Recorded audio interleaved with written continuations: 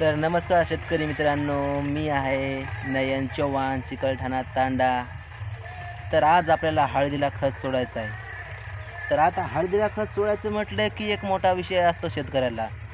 आता आपल्या हळदीला कोणती स्टेप चालू आहे.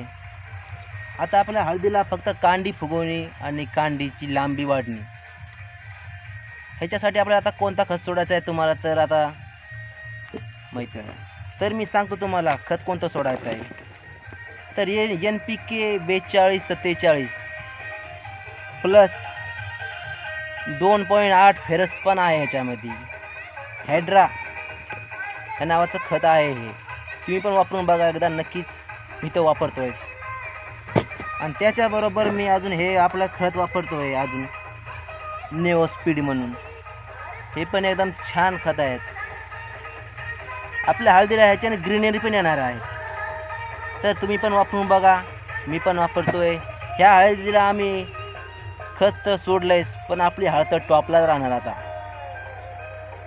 कारण की आपण गेल्या वर्षी पण हे खत सोडलं होतं, तर आपल्याला एकरी 35 क्विंटलचं उतार आलं होतं बेणं ठेवून.